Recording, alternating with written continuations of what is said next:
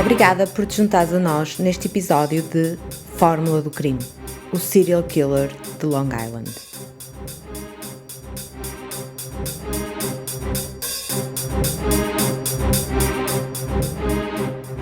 Anteriormente, em Fórmula do Crime, o serial killer de Long Island. Será que Craig é cúmplice do irmão? Poderemos estar na presença de uma irmandade de assassinos. Mas será que a polícia tem a pessoa certa?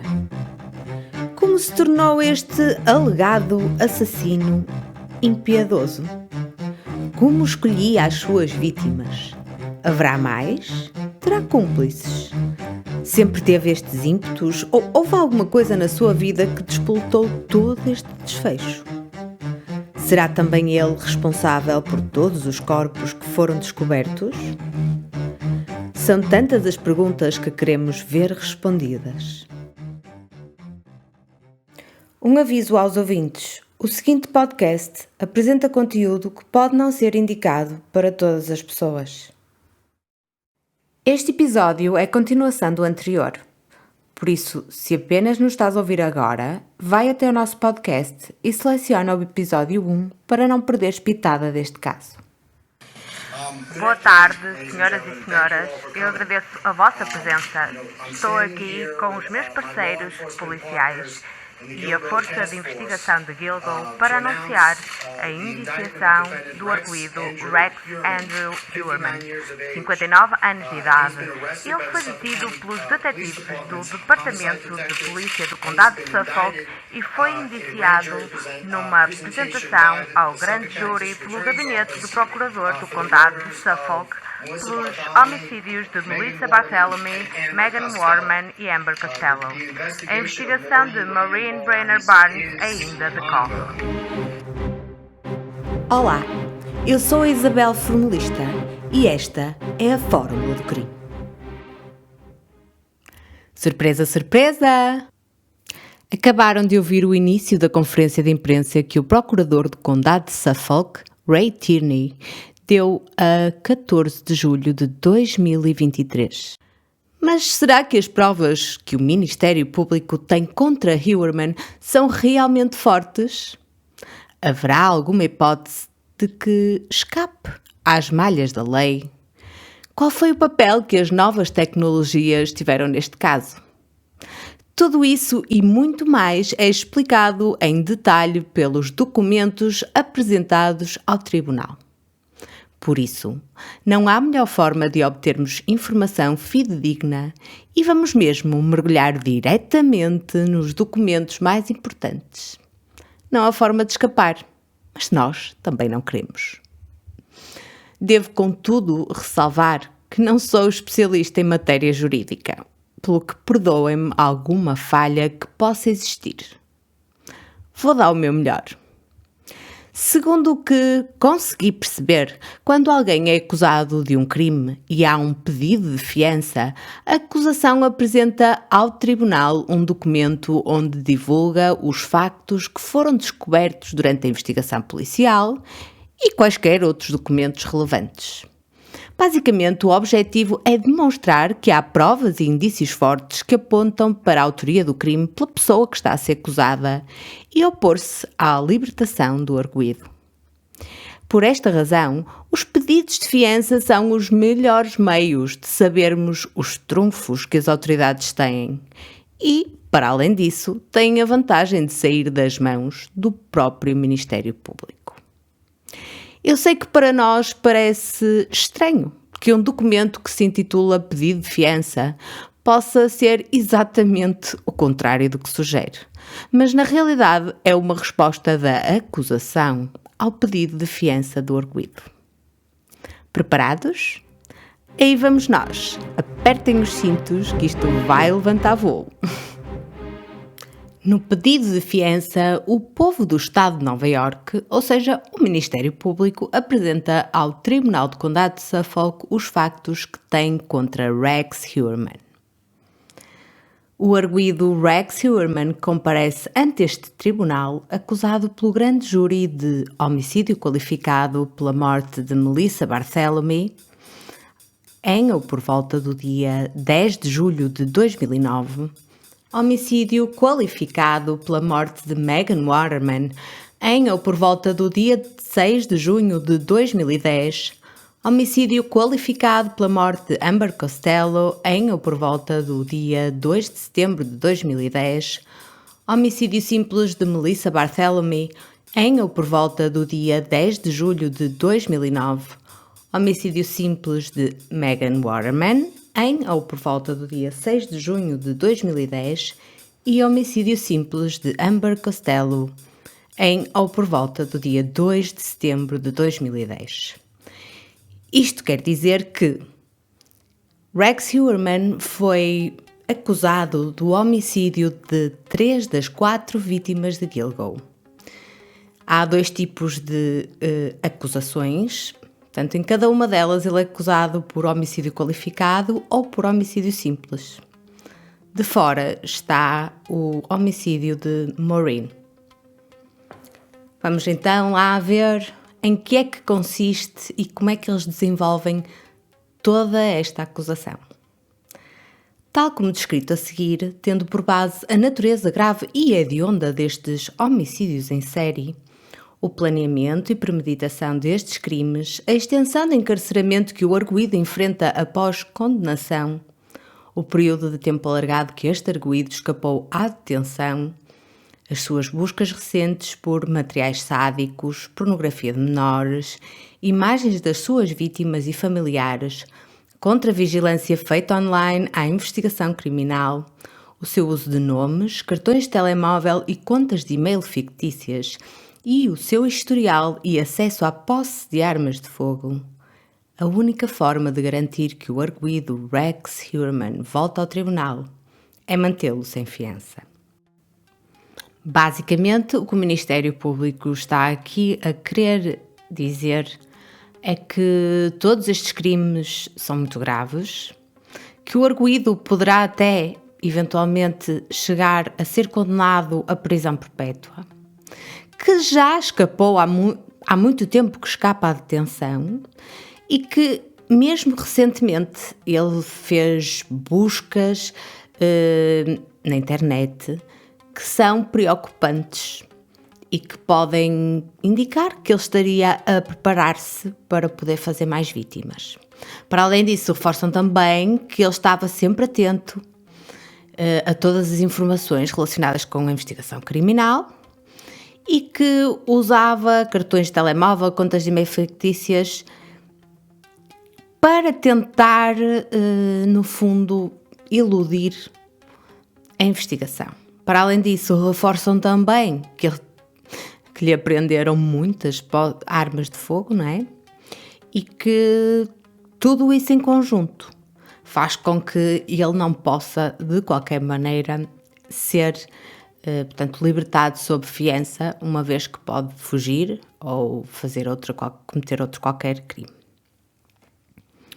Segue, portanto, este documento a explicar como é que foram feitas as descobertas das vítimas. A 11 de dezembro de 2010, o oficial da polícia John Malia realizou exercícios de treino com o seu parceiro canino Blue junto à Avenida Rodoviária Oceânica na praia de Gilgo, condado de Suffolk, em Nova York. Durante o curso do exercício de treino, Blue localizou um conjunto de restos mortais. Os restos mortais foram mais tarde identificados como sendo pertencentes a Melissa Barthélemy. 2 dias depois, a 13 de dezembro de 2010, o Departamento de Polícia do Condado de Suffolk continuou a busca nas proximidades de onde os restos mortais de Melissa Barthélemy foram recuperados.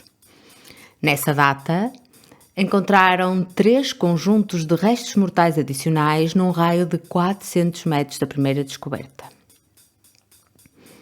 Estes 3 conjuntos de restos mortais adicionais foram identificados como sendo os de Maureen Brainerd Barnes, Megan Waterman e Amber Costello. As causas das mortes das 4 mulheres foi determinada como sendo homicídio violento. Há aqui uma chamada de atenção no que se refere a Maureen Brenner Barnes, em que diz que, apesar do arguido ainda não estar acusado de quaisquer crimes relacionados com Maureen, ele é o principal suspeito da sua morte e da investigação que continua e que se espera que seja solucionada em breve. Adicionalmente, há provas substanciais do envolvimento do arguido no desaparecimento e morte de Brenner Barnes, que encaixam perfeitamente no modus operandi do arguido no que respeita às mortes das outras 3 mulheres e que apoiam as acusações atuais. Como tal, este pedido de fiança contém descrições dessas provas e que demonstram a robustez das atuais acusações. Apesar de o Ministério Público considerar que ainda não tem tudo o que é necessário para acusar Heuermann, não é tímido em afirmar que Rex é o principal suspeito do homicídio de Maureen. As investigações a estas mortes foram relacionadas, uma vez que, para além de outros fatores, aparentemente foram colocadas próximos umas às outras, entre 6 a 10 metros da berma da avenida rodoviária.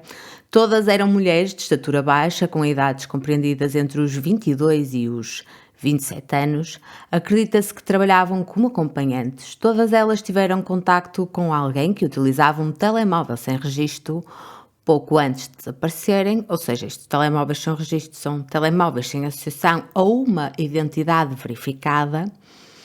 E os telemóveis de 2 das 4 vítimas, neste caso de Maureen Brenner Barnes e Melissa Bartholomew, foram utilizados pelo homicida após as suas mortes.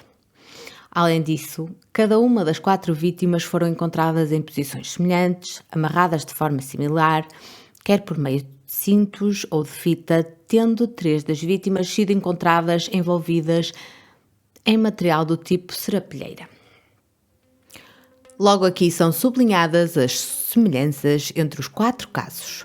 Faz-se referência aos telemóveis sem registro, onde adota uma identidade que não é a sua e que, no caso de Maureen e de Melissa, o próprio homicida teve a audácia de usar os seus telemóveis depois das suas mortes. Quanto à investigação recente, em janeiro de 2022, o gabinete da Procuradoria do Condado de Suffolk designou uma equipa de investigadores, analistas e procuradores experientes para trabalhar em conjunto com os parceiros das forças policiais do Departamento de Polícia do Condado de Suffolk.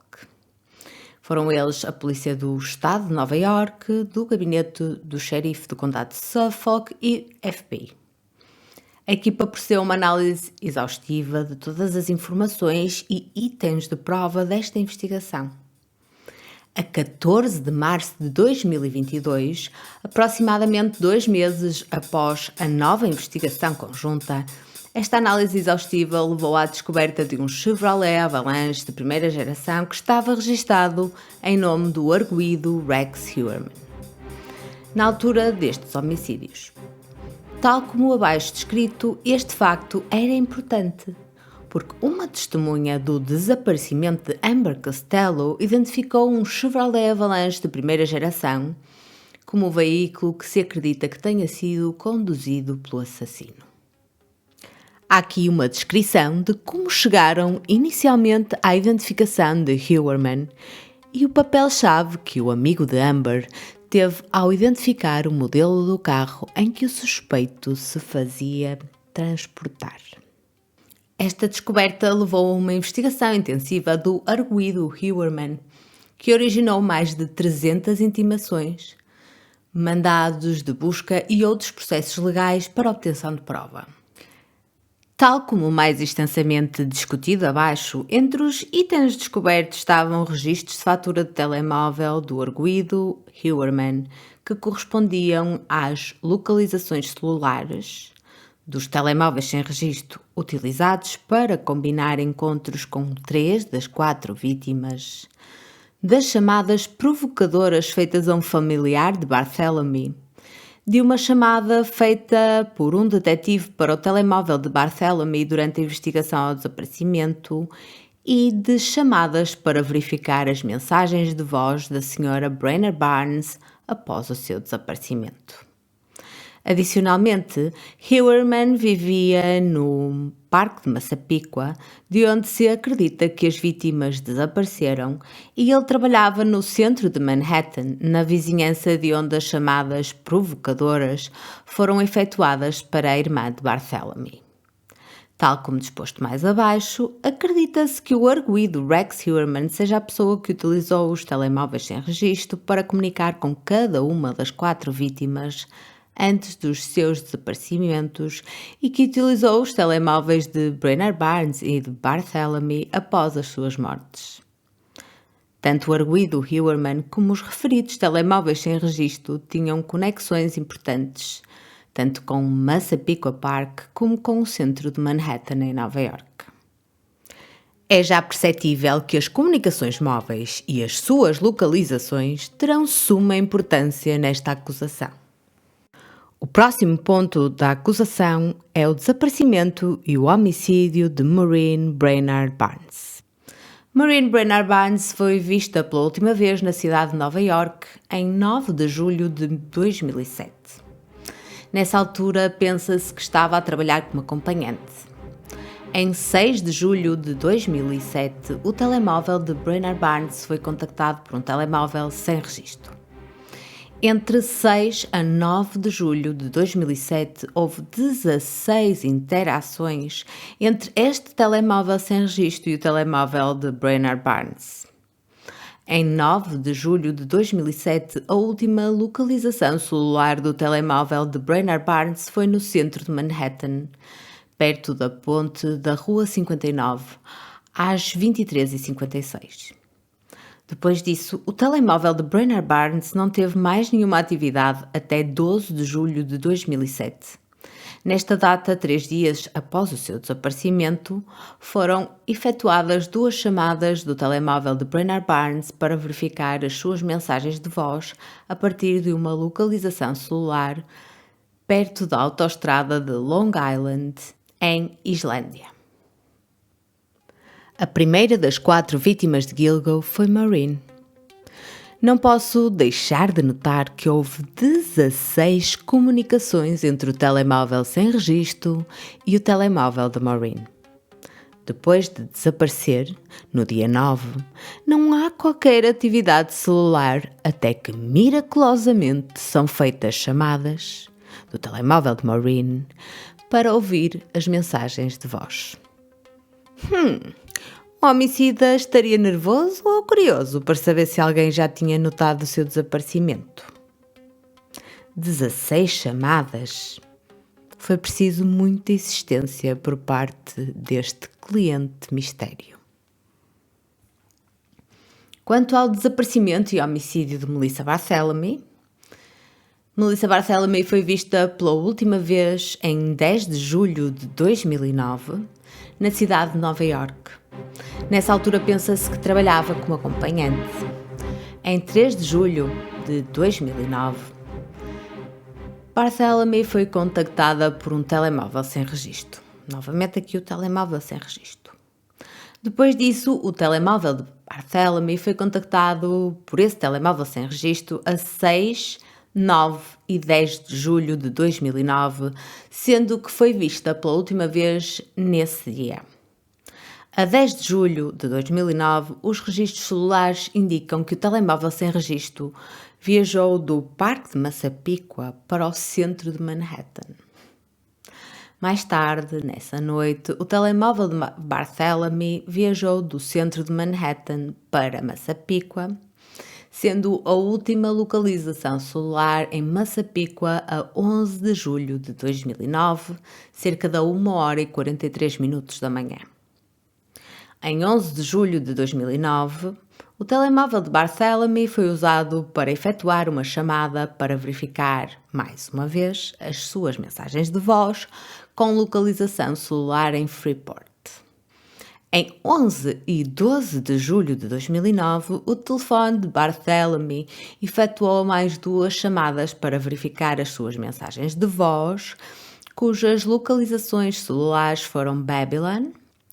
Em 17 de julho, 23 de julho, 5 de agosto, 19 de agosto e 26 de agosto de 2009, O telefone de Barthélemy efetuou telefonemas provocadores para membros da família de Barthélemy, alguns dos quais resultaram numa conversa entre o autor da chamada, que era um homem, e um familiar de Melissa Barthélemy, que já vimos que era Amanda, a sua irmã, com 15 anos na altura, e na qual o homem que telefonava admitiu ter matado e atacado sexualmente Barthélemy. Como abaixo descrito, as localizações celulares do telefone de Barthélemy durante estas chamadas provocadoras foram sempre do centro de Manhattan. Rex Heuermann realmente insiste com estas duas mulheres até conseguir levar a sua avante. Com Maureen foram 16 contactos em 3 dias. Com Barthélemy foram 3 dias em que houve troca de mensagens ou de e-mails, ou então de telefonemas, não sabemos. Mas o que ressalta aqui é que, no caso de Melissa, a audácia de Heuermann fez com que ele transportasse o próprio telemóvel da vítima de Massapequa para Nova Iorque e novamente de Nova Iorque para Massapequa. Porquê? Porque ele utilizou sempre o telemóvel para ligar, 1, 2, 3, 4, 5 vezes à pequena Amanda para a aterrorizar e para, na última chamada, lhe ter dito que matou a irmã, mas não sem antes a ter atacado sexualmente.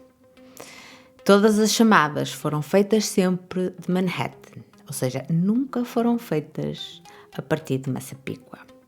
Um outro denominador comum é que, embora estas duas vítimas tivessem sido atacadas ou mortas com um espaço de 2 anos de intervalo, as duas foram atacadas no mês de julho e mais ou menos uma foi a 9, outra foi a 10, sempre na mesma altura do ano. O que nos faz crer que seria provavelmente a altura em que as férias da família seriam marcadas. Quanto ao desaparecimento e homicídio da Megan Waterman, ela foi vista pela última vez no hotel Holiday Inn em Hauppauge, em Nova Iorque, a 6 de julho de 2010, mais uma vez julho, aproximadamente à 1h43. Nessa altura pensa-se que trabalhava como acompanhante. Em 5 de junho de 2010, o telemóvel do Waterman foi contactado por outro telemóvel sem registro, que havia sido ativado no próprio dia. Depois disso, o telemóvel do Waterman comunicou com o referido telemóvel sem registro cerca da 1h31 de 6 de julho de 2010, próximo do momento em que Megan Waterman foi captada no sistema de vigilância do Holiday Inn em Hauppauge pela última vez.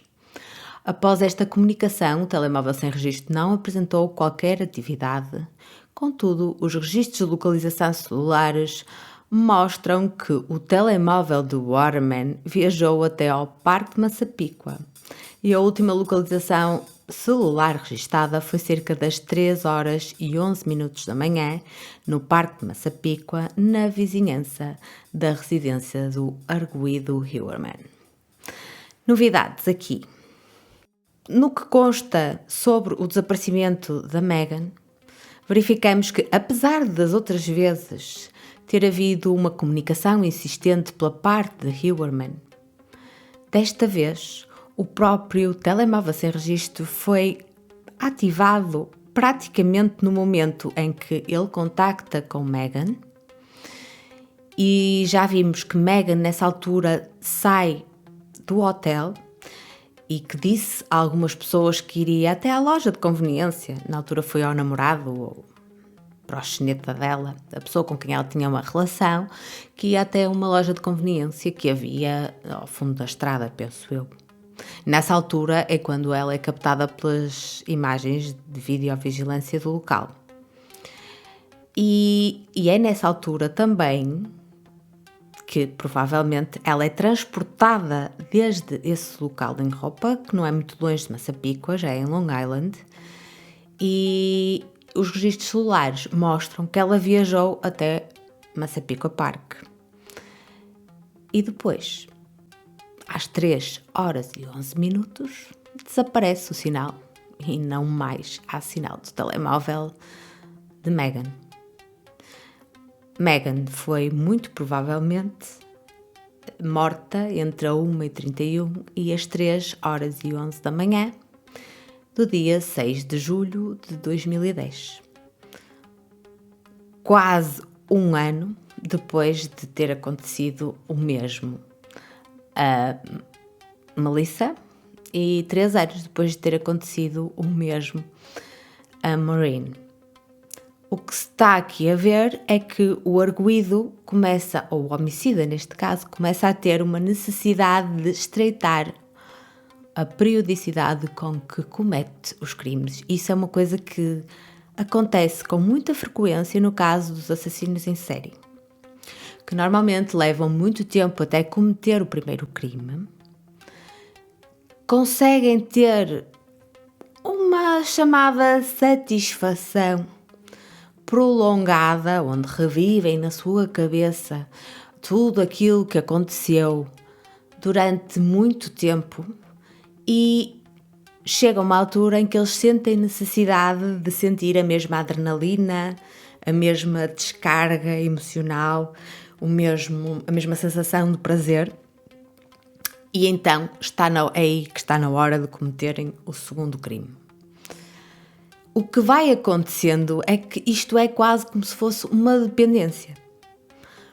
Ou seja, nos casos dos assassinos em série, o período com que fazem crimes, o que passa entre cada um dos crimes, vai diminuindo drasticamente à medida que mais e mais crimes vão sendo cometidos. Por isso, a satisfação, a descarga de adrenalina dura menos tempo e eles sentem necessidade de voltar a cometer um crime. Adicionalmente, sentem um incentivo extra porque já cometeram homicídios, mais do que um até. Não foram apanhados. Sentem-se como uns experts no crime. Acham que estão acima de qualquer suspeita e que a polícia não os vai apanhar.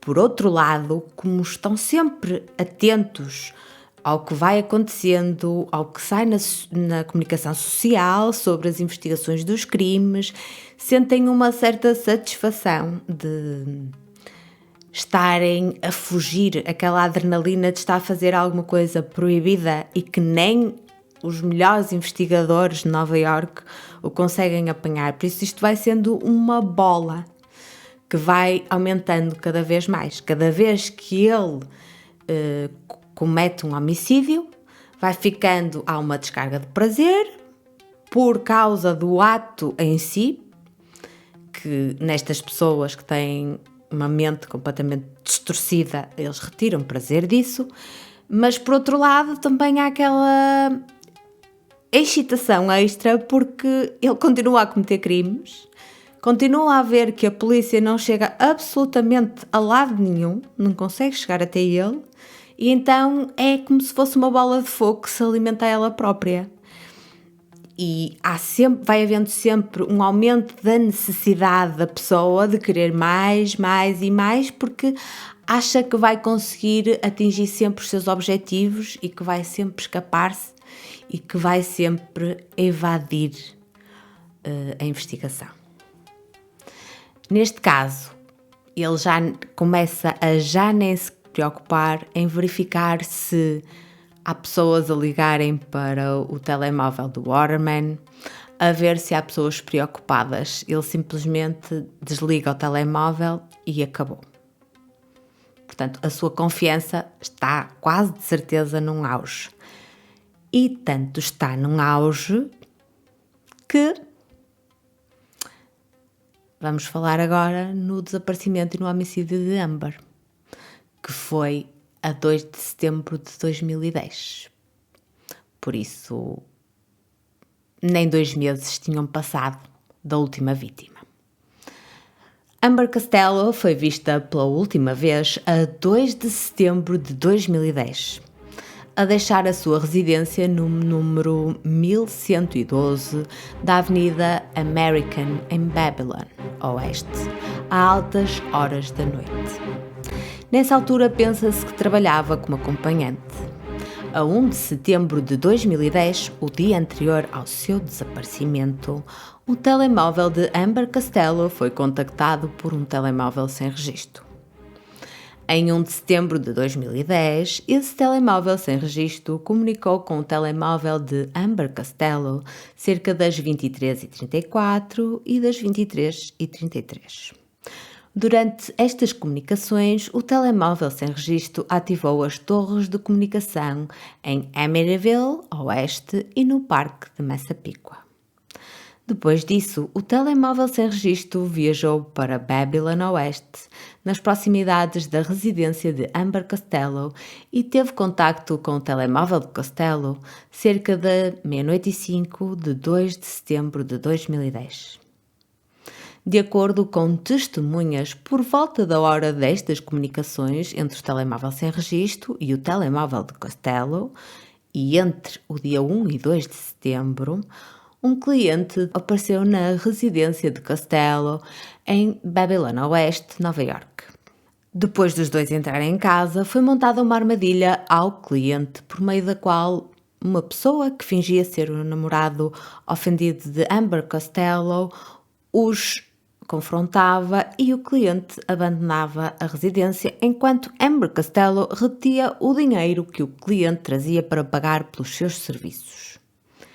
Tendo como base entrevistas realizadas, esse cliente era descrito como um homem branco, grande, com uma altura compreendida entre 1,93 m e 1,98 m, com idade na casa dos 40, com cabelo escuro, abundante e óculos graduados ovais grandes, típicos da década de 70.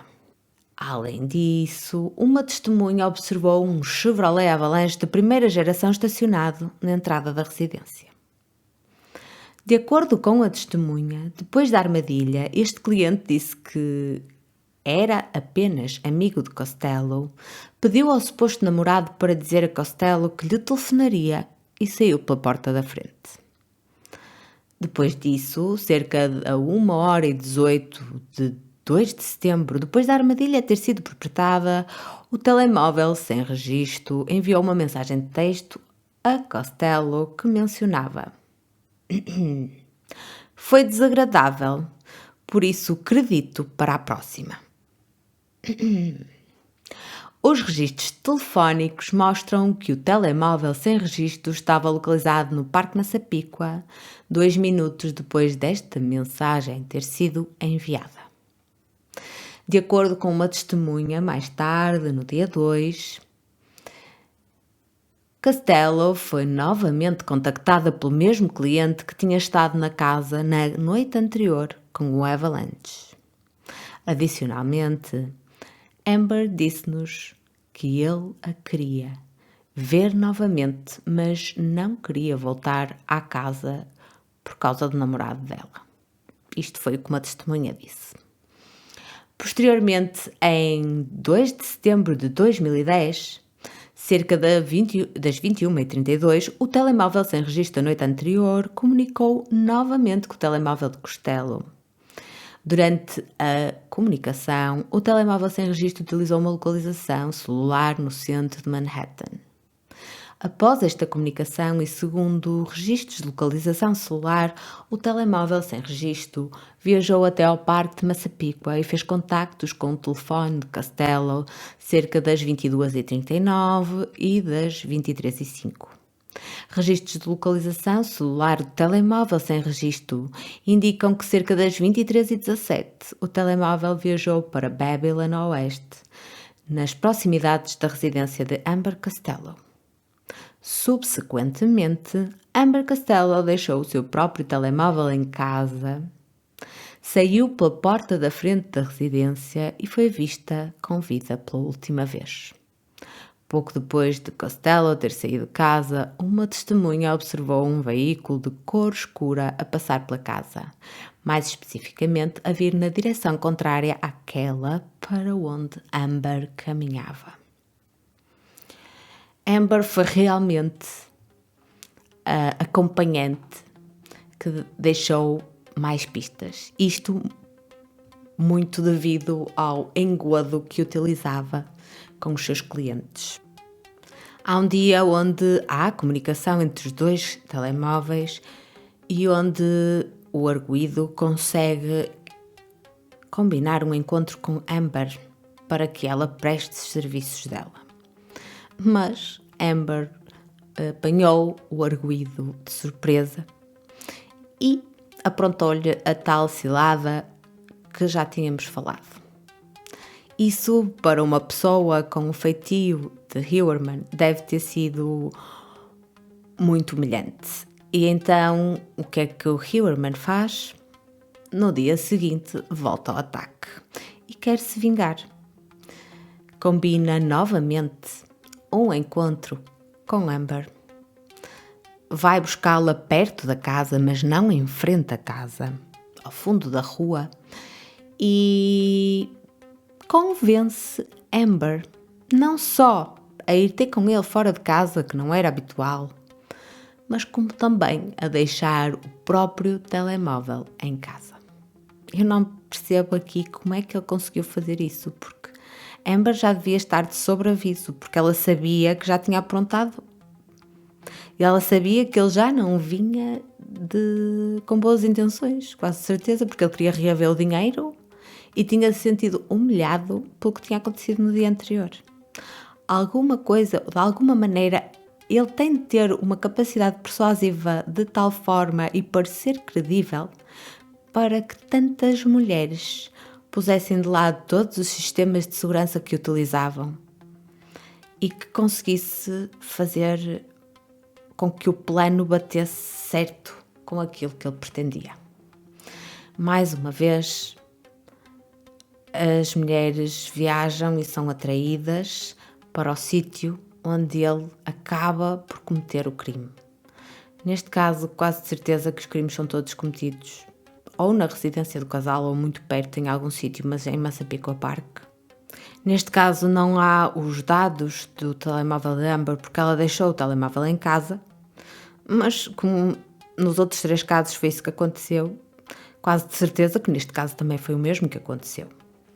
Para além disso, temos de ver que todas as descrições físicas que tanto o amigo de Amber como os vizinhos de Amber deram correspondia exatamente aos atributos físicos do arguido e também, na altura, esse arguido, que era descrito como tendo à volta de 40 anos, tinha 46 anos de idade. Portanto, tudo bate certo. O Ministério Público prossegue afirmando que há registros que determinam que a esposa do arguido Huerman estava fora de Nova Iorque durante os desaparecimentos de Barthélemy, Waterman e Costello. Portanto, neste caso, das pessoas cujos homicídios ele está acusado.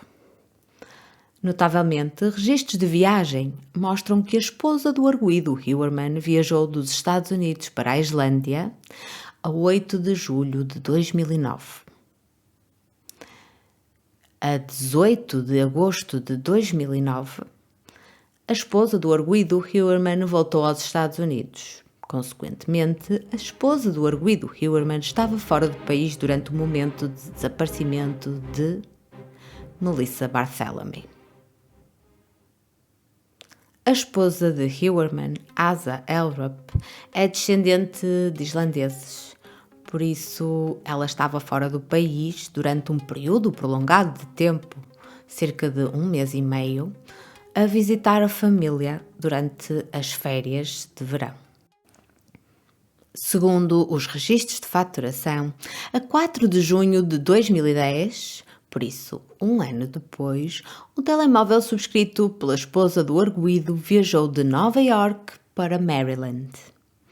Em 8 de junho de 2010, os mesmos registros mostram que a esposa do arguido Huerman voltou a Nova Iorque, vinda de Maryland. Consequentemente, de acordo com os registros telefónicos, o telemóvel da esposa do arguido encontrava-se fora do estado de Nova Iorque durante o momento do desaparecimento de Megan Waterman. Mais uma vez, Ele comete os crimes quando a esposa não está, nem a família. Segundo os registros de faturação, a 28 de agosto de 2010, o telemóvel subscrito pela esposa do arguido Huerman viajou de Nova York para Nova Jersey. Em 5 de setembro de 2010, o telemóvel subscrito pela mulher do arguido Huerman voltou a Nova York, vindo de Nova Jersey. Consequentemente, o telemóvel da esposa do arguido Huerman estava fora do estado de Nova York durante o momento do desaparecimento de Amber Costello. Eu pergunto-me se Asa Elrup e os seus filhos tinham estado fora mais vezes ou se estas foram as únicas vezes em que eles se ausentaram. Porque parece-me que Rex Huerman não perdia uma oportunidade de matar enquanto a sua família estava fora de férias. Infelizmente. Há aqui uma chamada de atenção que o Ministério Público faz. Diz que não conseguiu obter registros de faturação telefónica nem registros financeiros ou de viagem da esposa do arguido Huerman para o ano de 2007, que foi o ano em que desapareceu a Maureen Brainard Barnes, uma vez que esses registros já não se encontravam disponíveis devido a políticas de retenção. Logo, não se consegue determinar se neste período a esposa do arguido Huerman estava a viajar para fora do estado durante o momento do desaparecimento e homicídio de Maureen Brainard Barnes. Acrescentam ainda que, infelizmente, os registros de localização do telemóvel sem registro utilizado para contactar Brainard Barnes não foram obtidos na altura do seu desaparecimento e já não existem. Pois, isto era um dos problemas que eu via para que não houvesse acusação. Não havendo o registro de telemóvel, torna-se mais difícil estabelecer um vínculo entre os dois. Ainda por cima, em 2007, as coisas se calhar não estavam tão informatizadas, não sei, não faço ideia. Mas 2007 já é um ano, já se passou muito tempo. Talvez fosse mais difícil conseguir variados registros dessa época, e se fosse um bocadinho mais fácil, nem que fosse só 2 anos depois, porque nesta altura, entre 2007 e 2010, há ali uma revolução informática tal que a maior parte dos registros se encontram mais bem organizados, há uma melhor comunicação. Por isso eu acredito que a falta de alguns destes pontos de conexão tenham influenciado na altura de fazer com que Huerman pagasse pelo homicídio de Maureen. Mas eu acredito que eles ainda vão fazer isso. Aliás, eu sei que vão fazê-lo. O ponto seguinte prende-se com os registros de faturação do telemóvel de Rex Huerman. Durante as alturas dos desaparecimentos e homicídios das vítimas, o arguido Huerman possuía um gabinete de arquitetura no centro de Manhattan. E este negócio era o assinante do telemóvel de Huerman, que se encontrava ativo durante as alturas dos desaparecimentos das vítimas e inscrito na morada da residência de Huerman no Parque Massapequa. Basicamente, o telefone de Huerman estava em nome da empresa dele, coisa normal. Mas, mesmo assim, a morada da residência era a morada de Huerman, onde ele morava com a família. Apesar dos registros de localização celular desse período já não existirem, os investigadores obtiveram registros de faturação telefónicos que demonstram informações de localizações gerais do telemóvel de Huerman. Uma análise desses registros, bem como dos registros do American Express de Huerman, o American Express é um cartão bancário, mostraram numerosas ocasiões em que Huerman foi localizado nas mesmas localizações gerais dos telemóveis sem registro, utilizados para contactar as vítimas Barthélemy, Waterman e Costello, assim como os telemóveis de Brainard Barnes e Barthélemy quando foram usados para verificar mensagens de voz e para efetuar chamadas provocadoras depois do desaparecimento das vítimas.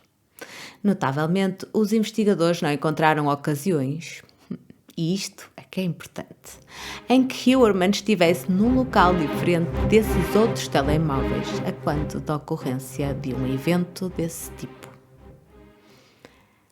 Ora, o que é que podemos depreender por aqui? Embora as localizações específicas na altura, em 2007, 2009, 2010, não tivessem sido recuperadas, porque na altura apenas se centraram nos telemóveis sem registro e nos telemóveis das vítimas, ainda não tinha sido feita uma associação com Huerman, eles não conseguiram ter acesso aos dados do telemóvel do Huerman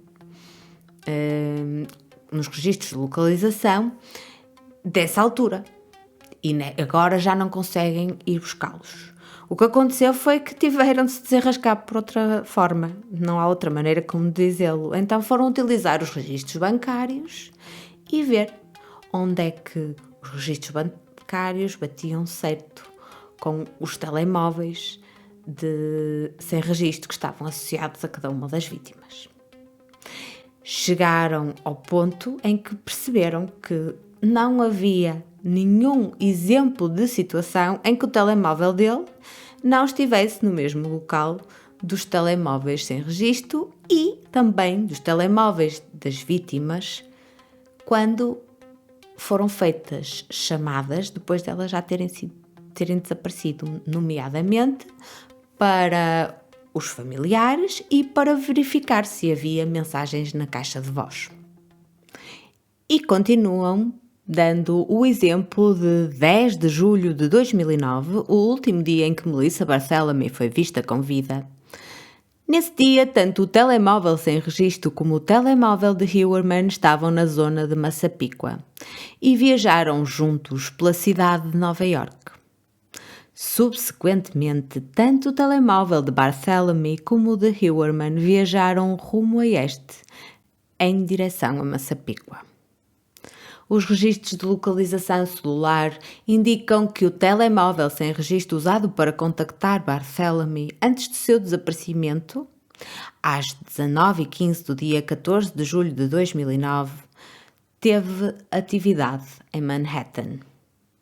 Nessa mesma data, entre as 18h58 e as 19h22, os registros de faturação do telemóvel de Huerman também mostraram localizações de chamadas na cidade de Nova Iorque.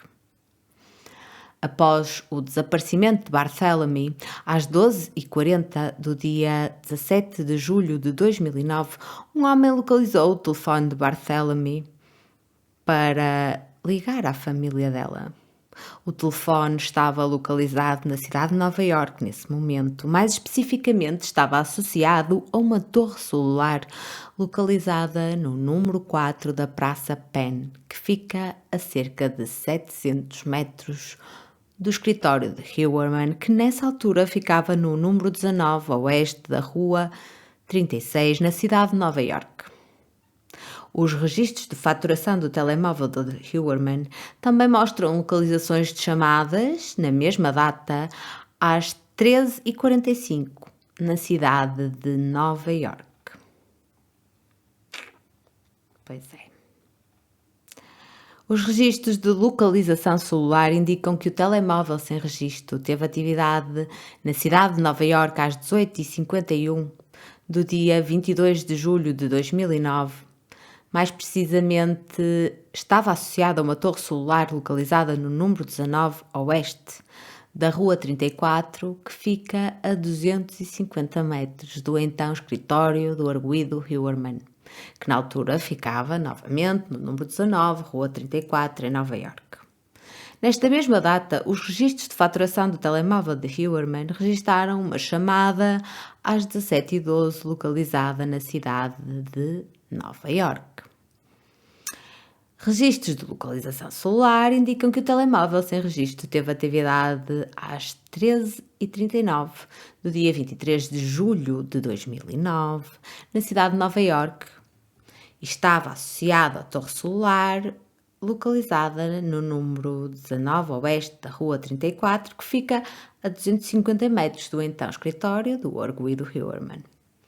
Nesta altura, os registros de faturação do telemóvel de Heuermann registaram uma chamada às 12h48, também localizada em Nova Iorque.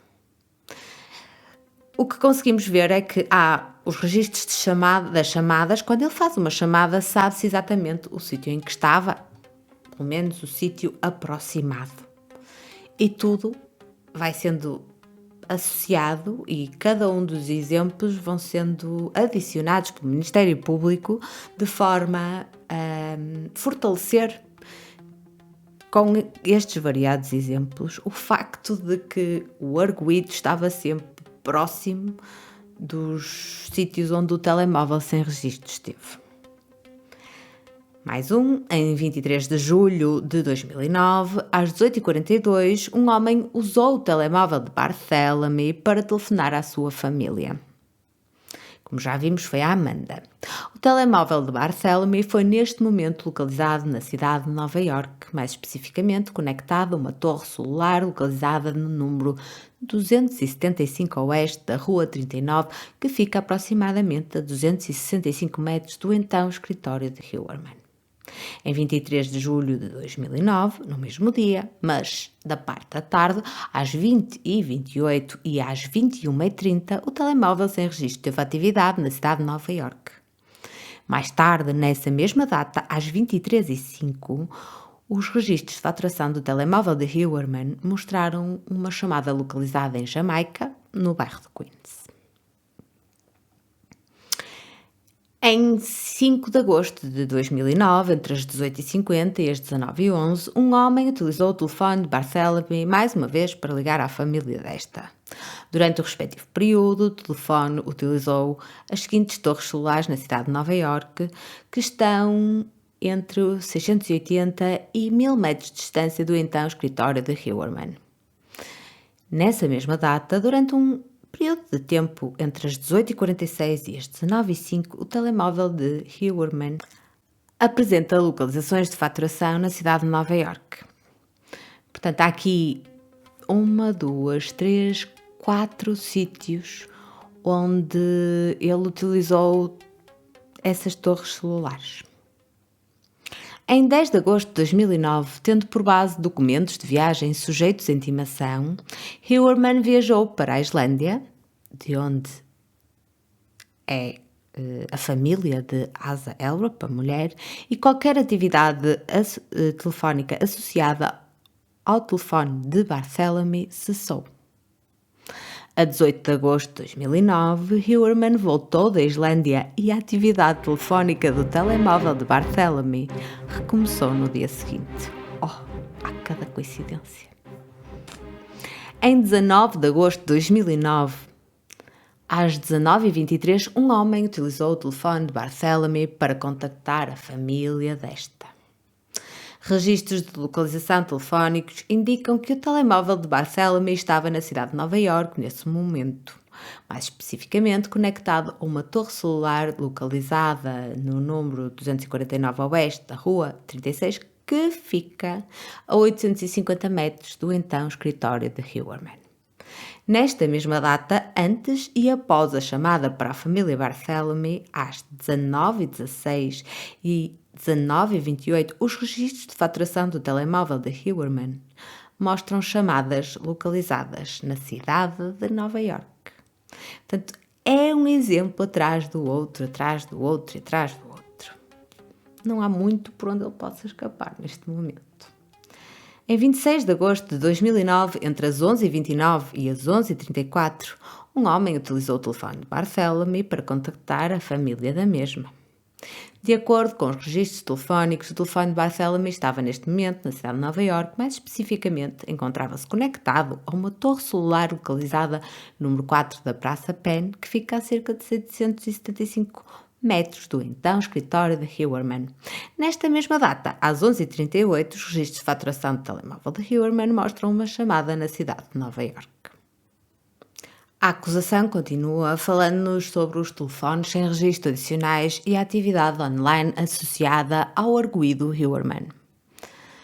Tal como descrito até aqui, Ao longo da investigação exaustiva do arguido Huerman, os investigadores localizaram um número de contas online e de telemóveis sem registro associados ao arguido Huerman, mas que este mantinha utilizando nomes fictícios e para realizar atividades ilícitas.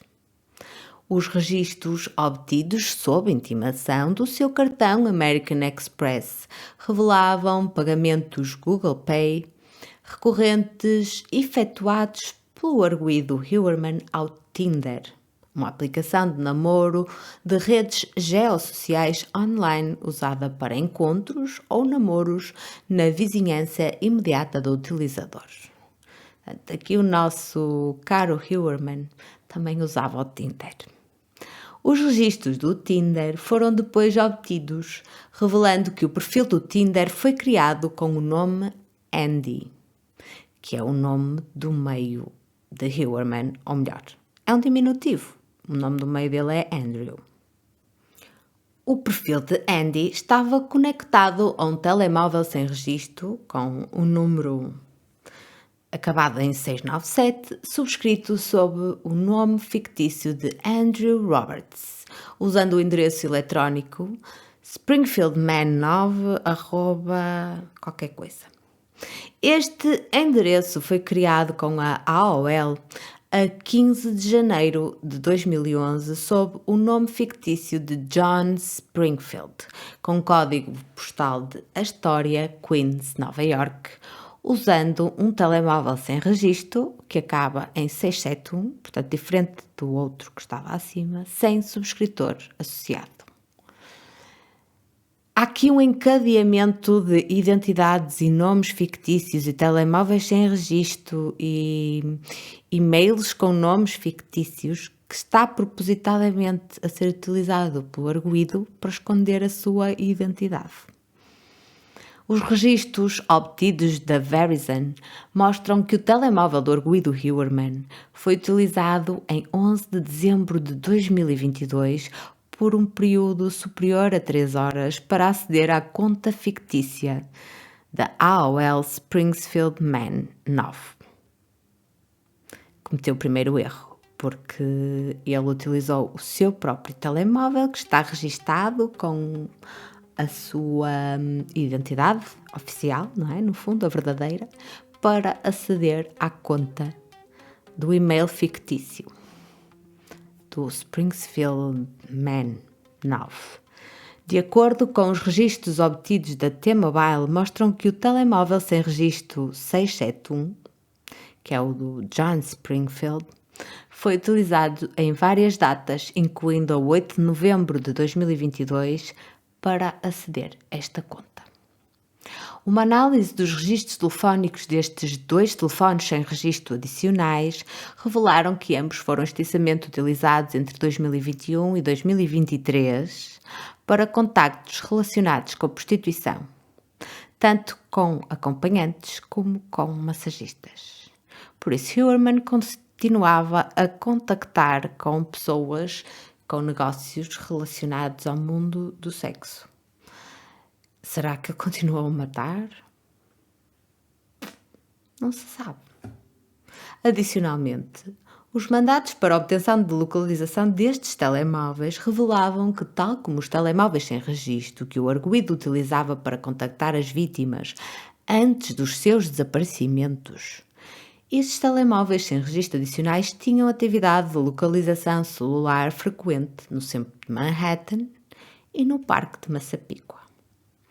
Especificamente, os registros revelavam que estes telemóveis sem registro tinham consistentemente atividade nas torres celulares que cobriam a residência do arguido no Parque Massapequa e do seu negócio na cidade de Nova York. Através do processo legal apresentado à Google para obter registros ou contas associadas com os dispositivos destes telemóveis sem registro, foi revelada uma outra conta de e-mail que o Ministério Público vai passar a chamar conta de e-mail THOC.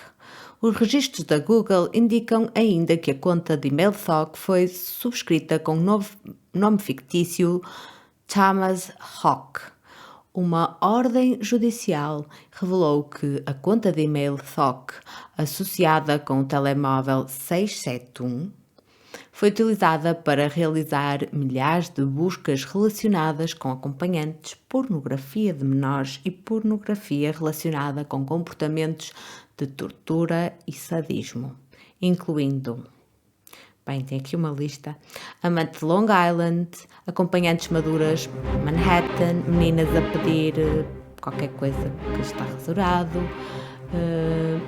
adolescente a pedir qualquer coisa que está rasurado, pornografia de menina bonita com face esmorrada, pornografia de tortura ruiva, menina estante de 10 anos, pornografia ruiva magra amarrada, pornografia menina gorda baixa amarrada. Bem, isto nunca mais acaba. A conta THOC também foi utilizada para fazer mais de 200 buscas entre março de 2022 e julho de 2023. Aliás, junho, peço desculpa, que foi nessa altura em que ele foi detido. Relativa a assassinos em série ativos e conhecidos, aos desaparecimentos específicos de Maureen Brenner Barnes, Melissa Barthélemy, Megan Waterman e Amber Costello, e à investigação dos seus homicídios. Estas buscas ou artigos acedidos incluem, mas não se limitam a, e tem aqui uma lista por aqui abaixo. Por exemplo, porque é que as autoridades não rastrearam as chamadas feitas ao assassino em série de Long Island? Pois, ele anda mesmo à procura disso, não é? Porque é que o assassino em série de Long Island não foi apanhado? Assassino de Long Island, telefonema do assassino de Long Island, assassino de Long Island atualização, assassino de Long Island atualização 2022, assassino em série ativos FBI, assassinos em série por estado 2023, mapa de todos os assassinos em série conhecidos, casos de assassino em série por resolver, 5 casos antigos americanos mais famosos, 11 assassinos em série ativos na atualidade, 8 assassinos em série terríveis em atividade que não conseguimos encontrar, Megan Waterman, Melissa Barthélemy, Maureen Brenner Barnes, o nome dos familiares de Barthélemy e o nome dos familiares de Waterman. Ele andou a fazer buscas pelas pessoas. Polícias lançam Força Especial de Investigação aos homicídios de Gilgo Beach, mapa das vítimas assassinadas em Long Island, compreender o assassino em série de Long Island e de Gilgo Beach, o assassino de Gilgo Beach, mentes criminosas, investigação do assassino em série de Long Island, nova tecnologia de serviços móveis para resolver o caso. A conta do e-mail THOC também foi utilizada para procurar uma série de podcasts e ou documentários relacionados com esta investigação, bem como para ver centenas de imagens de vítimas de assassinatos e de membros das suas famílias imediatas. Mais importante, o arguido Heuermann também procurou e viu artigos relacionados com a própria Força Especial que o estava a investigar. Heuermann estava a tentar estar em cima do acontecimento. Estava a tentar apalpar terreno, perceber onde é que a Força de Investigação Especial estava a fazer progresso, porque é que ainda não tinham conseguido rastrear as suas chamadas. Ele queria saber em que ponto é que se encontrava a investigação. Ele queria saber como seria a melhor maneira de escapar caso estivesse perto de ser apanhado. Mas a sorte neste caso é que não foi tudo feito no maior sigilo, não saiu nada cá para fora, foi tudo feito com recurso a um grande júri, tudo feito sob segredo, e ele não conseguiu aceder a nenhuma dessas investigações e a nenhum dado que o pudesse alertar. Uma ordem judicial à conta Springfield 9 da AOL revelou ainda fotografias, são selfies que parecem ter sido tiradas pelo arguido Rex Heuermann a si próprio. Foram umas selfies que eu até já coloquei nas nossas redes sociais e enviadas para outras pessoas para solicitar e combinar sexo, associando ainda mais Heuermann à conta de e-mail fictícia e ao telemóvel sem registro que termina em 671 usado para criar a conta. Por isso, se alguma dúvida houvesse, há fotografias, selfies que ele tira a si próprio e envia desse número e envia dessa conta de e-mail fictícia. Portanto, está tudo aqui muito bem suportado. O arguido Rex Heuermann foi adicionalmente associado ao telemóvel sem registro 671, o mesmo, uma vez que no dia 9 de maio de 2023 foi visto pelas autoridades através de vigilância por vídeo e no local numa loja de telemóveis no centro de Manhattan a comprar minutos adicionais que foram adicionados ao telemóvel sem registro em questão. Há uma bela de uma fotografia de uma câmara de vigilância da loja com o Heuermann, com os seus óculos de sol, a entrar na loja com um telemóvel na mão. Também temos essa foto nas nossas redes sociais. A análise à conta Springfield Man 9 da AOL também levou à descoberta de uma outra conta de e-mail. Elas parecem nunca acabar. Chamada Hunter 1903a3@gmail.com. Que doravante vamos chamar a conta Google de Hunter. Usada a 14 de fevereiro de 2021 para enviar uma imagem de uma acompanhante do norte de Nova York entre duas das contas de e-mail secretas de Heuermann. Investigações adicionais revelaram que a conta da Google Hunter foi criada em 14 de fevereiro de 2023, utilizando o telemóvel sem registro 697, só de telemóvel, como número de telefone e um número de contacto para a recuperação via SMS e registado sob o nome fictício de Andy Roberts, o mesmo nome falso associado ao perfil Tinder anteriormente designado e ao telemóvel que acaba em 697. Bem como o mesmo pseudónimo usado pelo arguido Heuermann em comunicações com múltiplas potenciais parceiras sexuais que respondiam aos seus anúncios para sexo. Utilizando a data de nascimento 6 de agosto de 1972, que corresponde à terminação digital da conta falsa THOC.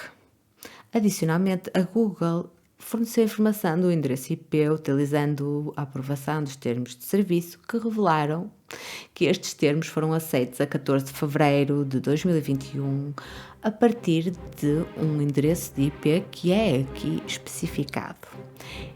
Importa referir que os registros da Altice, fornecedor de serviços de internet que opera sob a designação Optimum, indicam que o endereço de IP da morada de residência do arguido é o mesmo endereço de IP que a Google tinha disponibilizado anteriormente. Eu sei que isto é muito confuso, mas é só para percebermos até que ponto é que a investigação foi minuciosa e que conseguiram ligar tudo o que se envolvia Heuermann, nomeadamente com contas de e-mail e com IPs, selfies, pesquisas da Google. Há uma panóplia de itens, de acontecimentos, de registros que estão todos conectados entre si e vão todos convergir para a pessoa de Rex Heuermann. Por outro lado, tendo como base os registros do Departamento de Polícia do Condado de Suffolk para o sítio oficial de internet gilgonews.com, que é um sítio mantido pelo Departamento de Polícia de Suffolk para divulgar informações desta investigação, o endereço de IP da residência do arguido foi utilizado em 23 de maio de 2020 e em 3 de julho de 2020 para aceder às notícias oficiais referentes a esta investigação.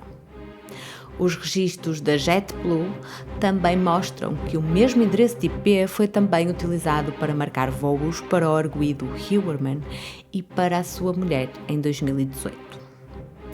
Analisando todos os dispositivos e contas usadas pelo arguido Huerman, parece existir um padrão claro, em que Huerman utilizava telemóveis sem registro e endereços de e-mail com nomes fictícios para contactar acompanhantes e parceiros sexuais, efetuar buscas extensivas relacionadas com sexo e prostituição, pornografia infantil, violenta e sádica, procurar informação online sobre autoridades que investigam os seus crimes. Estes telemóveis sem registro e contas de e-mail com identidades fictícias foram usadas com o intuito de esconder a verdadeira identidade de Huerman, encobrir a sua atividade criminosa, fazer propostas ilícitas a acompanhantes e uma tentativa de monitorização à investigação dos seus crimes. O Ministério Público procede com a análise de DNA recuperados a quando das autópsias das vítimas. Durante esta investigação, um cientista forense do Laboratório Criminal do Condado de Suffolk procedeu ao exame de cada um dos 4 corpos das vítimas, que revelou o seguinte: Maureen Brenner Barnes foi deixada amarrada, com 3 cintos de pele, um dos quais foi utilizado para juntar pés, tornozelo e pernas. Durante a análise dos cintos, o Laboratório Criminal do Condado de Suffolk encontrou um cabelo de mulher na fivela de um deles, doravante vamos lhe chamar cabelo de mulher em Barnes, e em ou por volta de 18 de dezembro de 2010, este mesmo laboratório analisou o cabelo e determinou que correspondia a um fragmento de cabelo proveniente de uma caucasiana. Apesar de, na altura, este cabelo não apresentar as condições adequadas para se obter um perfil de DNA nuclear, foi posteriormente submetido para análises adicionais. Quanto a Megan Warman, ela foi amarrada através do uso de fita adesiva transparente ou branca. Durante o exame do corpo de Warman, foram recuperados 2 cabelos de uma mulher. Um externo à zona da cabeça e outro da fita da zona da cabeça. Ambos foram encontrados perto da cabeça de Warman e doravante vamos chamar 2 cabelos de mulher em Warman. A análise feita pelo Laboratório do Condado de Suffolk indicou que os 2 cabelos de mulher em Warman exibiam características caucasianas ou europeias, mas não apresentavam as condições adequadas para mais testes na altura.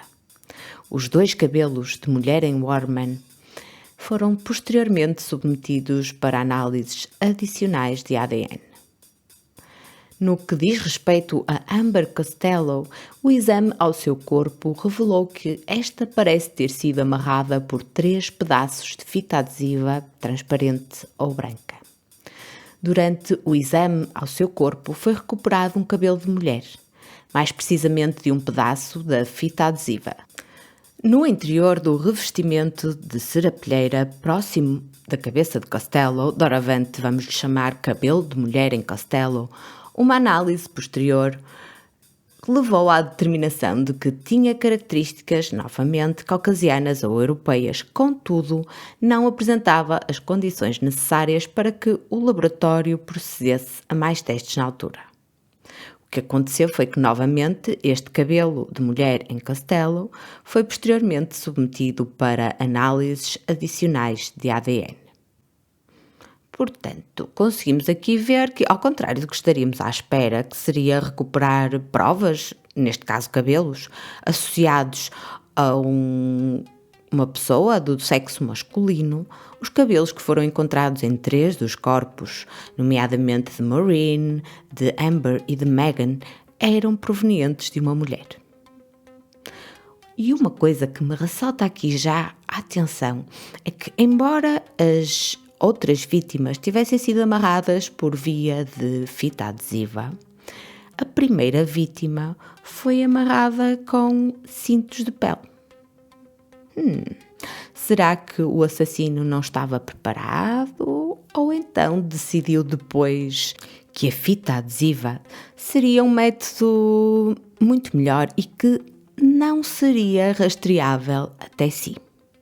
Tal como referido, o cabelo de mulher em Barnes, os dois cabelos em Waterman e o cabelo de mulher em Costello, que coletivamente vamos chamar de cabelos de mulher recuperados das 3 vítimas, foram todos enviados para um laboratório forense externo. O laboratório aplica técnicas de ADN e procede à sequenciação do genoma em casos forenses de difícil resolução e descobre a identidade das vítimas através dos seus restos mortais. Em julho de 2022, por isso, depois de já terem a desconfiança de Rex, o laboratório conseguiu determinar que cada um dos acima mencionados cabelos de mulher recuperados das 3 vítimas pertenciam a uma mulher com ADN mitocondrial pertencente a um haplogrupo e que esta mulher não era nenhuma das vítimas.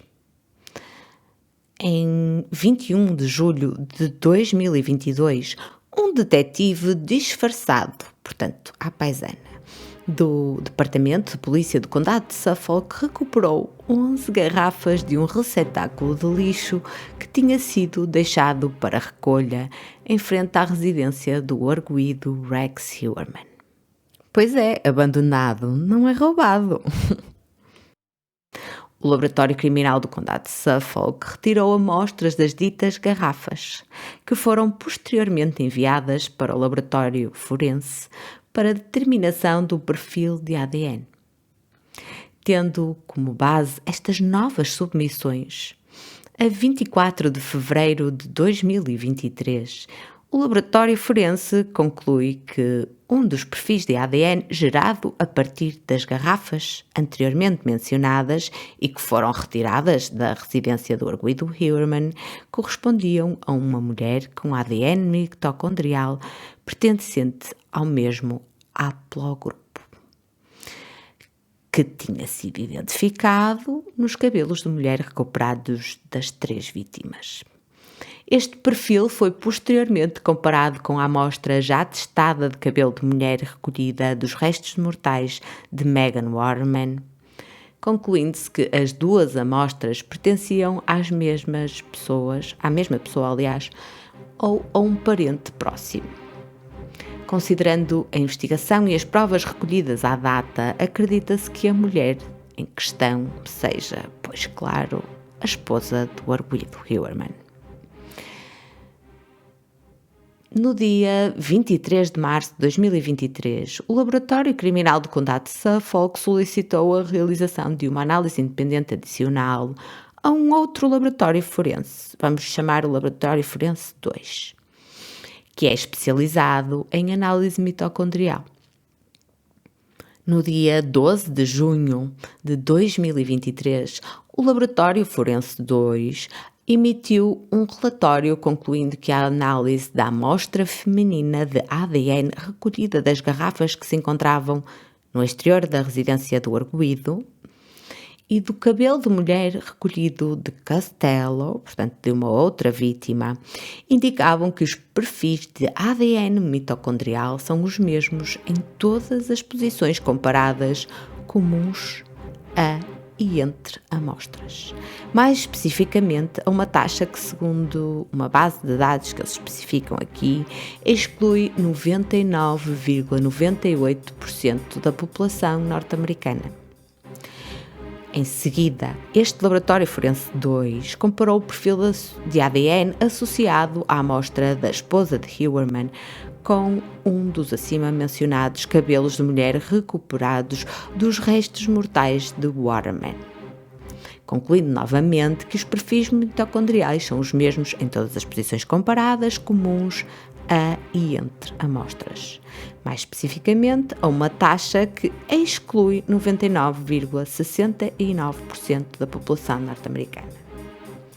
Com base no exposto, apesar de 99,98% da população norte-americana possa ser excluída do cabelo de mulher em Costello e de que 99,69% da população norte-americana possa ser excluída do cabelo de mulher em Waterman, tem particular importância que a esposa de Rex Heuermann não possa ser excluída de quaisquer cabelos de mulher recolhidos dos restos mortais de Megan Waterman e Amber Costello. Tal como previamente notado, a esposa do arguido Heuermann estava fora na altura dos desaparecimentos e homicídios de Megan Waterman e Amber Costello. Como tal, é provável que a serapilheira, fita, veículos ou outros instrumentos utilizados no cumprimento destes homicídios provenham da residência da família Heuermann, onde a sua esposa também reside, ou foram transferidos das roupas do arguido.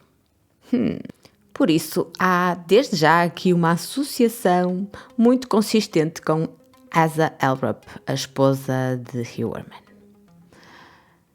Agora vamos falar do cabelo masculino associado ao arguido.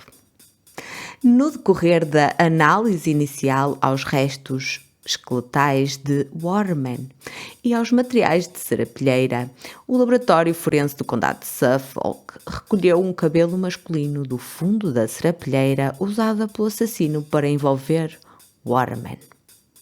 Doravante vamos chamar cabelo masculino em Waterman.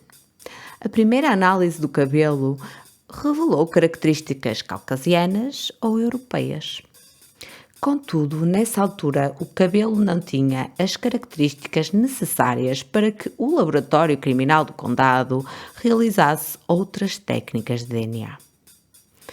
Este cabelo foi posteriormente enviado para análise e no dia 31 de julho de 2020, o Laboratório Forense 1 conseguiu gerar um perfil de ADN a partir do cabelo recolhido no fundo da serapilheira de Waterman. Mais especificamente, ele determinou que este cabelo pertencia a um homem com o haplogrupo mitocondrial V7A. Após a descoberta do Chevrolet Avalanche, que estava registado em nome do arguido Heuermann, a investigação dos registros de faturação e de outros itens, no dia 26 de janeiro de 2023, uma equipa de vigilância observou e recolheu uma caixa de pizza que fora descartada na lata de lixo pelo arguido Heuermann em frente ao número 385 da 5ª Avenida em Manhattan. Esta mesma caixa de pizza foi enviada para o Laboratório Criminal do Condado de Suffolk, onde foi recolhida uma amostra da massa da pizza restante. No dia 23 de março de 2023, o Laboratório Criminal do Condado de Suffolk enviou a amostra da massa de pizza abandonada pelo arguido para o Laboratório Forense 2. A 28 de abril de 2023, um detetive transportou pessoalmente uma porção do cabelo em Waterman do Laboratório 1 para o Laboratório 2.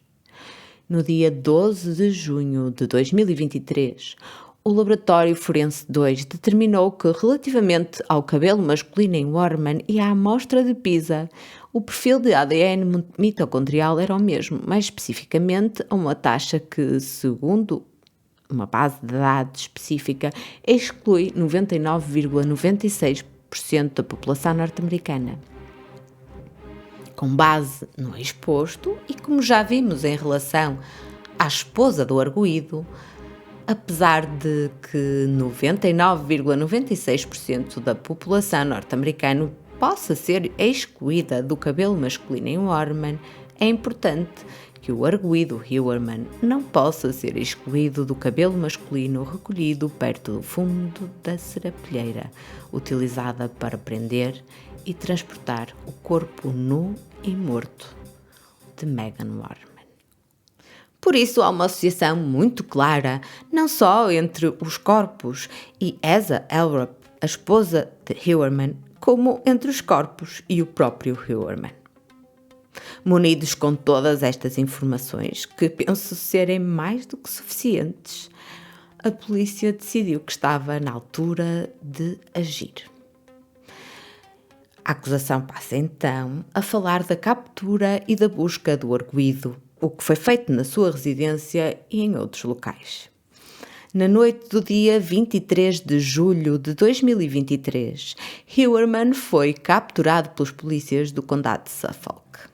Decorrem buscas à sua residência e a outros locais. No momento da sua detenção, o arguido Heuermann tinha na sua posse o telefone sem registro, terminado em 671, que estava associado à conta de e-mail THOC, utilizada para realizar as buscas online que já foram acima descritas. Que sanções é que o arguido enfrenta? Se condenado pelas acusações atuais, o arguido enfrenta múltiplas penas de prisão perpétua, sem possibilidade de liberdade condicional. Pois o Estado de Nova Iorque não adotou a pena de morte, por isso é que ele enfrenta só penas de prisão perpétua. No entanto, não há possibilidade de libertação condicional, segundo aquilo que a acusação pretende. No que se refere à prisão preventiva, sem direito à fiança, o Ministério Público crê que essa é a medida adequada, uma vez que, considerando a natureza grave e hedionda destes delitos, a robustez da acusação, a pena de prisão perpétua que o arguido enfrenta se condenado, as medidas extremas que este arguido tomou para tentar escapar à detenção durante um extenso período de tempo, as recentes buscas relacionadas com pornografia infantil e sadismo, o uso de nomes fictícios, as contas de e-mail fictícias, as contas de telemóvel sem registro, a contravigilância efetuada online, o seu acesso histórico de posse de armas de fogo. A acusação acredita que a única medida que garante que o arguido Heuermann volte ao tribunal é a prisão preventiva sem direito à fiança. E nós por cá também concordamos com essa medida. O documento termina com a data que foi emitido, ou seja, 14 de julho de 2023, e está assinado pelo Procurador Público Raymond A. Tierney. Pois é, queridos formulistas, terminamos finalmente este documento. Eu sei que podem considerar um bocado maçador, mas só assim é que conseguimos saber todos os trunfos que a polícia tem contra Heuermann. E pelo que vimos, será bastante difícil que ele consiga escapar às malhas da justiça. Que posição é que ele irá adotar? Será que, quando encurralado, vai finalmente deitar cá para fora e gabar-se de tudo aquilo que fez? Por outro lado, vocês acreditam que um assassino que mata pelo menos 4 vezes em 4 anos deixa de repente de matar? E já agora? Já repararam que Shannon desapareceu em maio de 2010 e que as últimas 2 vítimas de Gilgo foram mortas nesse mesmo ano, enquanto estavam a decorrer buscas exaustivas e enquanto a família de Shannon Gilbert não se calava literalmente na comunicação social? Como é que Heuermann tem a audácia de descartar 2 corpos, 2 no intervalo de 2 meses, muito perto do local onde havia buscas pelo corpo de Shannon? Que audácia que este assassino tem. Mas depois também podemos pensar: será que ele se apercebeu que realmente as buscas iam ser muito maiores e muito mais extensivas e não se limitar ali à zona de Oak Ridge? E será que ele se assustou quando finalmente as vítimas de Gilgo foram descobertas a dezembro de 2010? Porque a última vítima, Amber Costello, foi descartada ou morta no início de setembro deste ano. Será que aí ele mudou o seu modus operandi? Será que decidiu que estava na hora de parar? Mas nós já vimos, o Ministério Público conseguiu recuperar outros cartões onde ele continuava a solicitar sexo, onde ele continuava a falar com pessoas que estavam ligadas à prostituição e onde continuava a tentar disfarçar a sua identidade. Por isso, estou bastante curiosa para saber como é que ele se vai posicionar em relação às vítimas de Gilgo, mas também em relação à sua atividade criminosa como um todo. Será que vai acontecer como aconteceu no caso do BTK? Que realmente mal foi apanhado, ou pouco tempo depois, quase imediatamente, decidiu que estava na hora de apresentar a sua obra-prima, a obra da sua vida, no fundo, e decidiu que ia tirar o mérito e os louros por estar há 30 anos a evadir a justiça e a fugir ao microscópio dos investigadores. O que é que vocês acham? Será que Rex vai tirar a sua capa de arquiteto de Manhattan e vai finalmente confessar tudo aquilo que fez? Uma coisa é certa, os seus dias de liberdade e de crime parecem ter terminado. E nós por aqui, por hoje, também terminamos. Obrigada por nos emprestarem os vossos ouvidos. E já sabem, vemo-nos da próxima vez. Peço-vos só que deixem um like, façam um comentário, gostem do nosso podcast, o recomendem a amigos que gostem da temática da investigação criminal e que continuem a ser fiéis ouvintes, porque temos mais, muito mais para vos mostrar.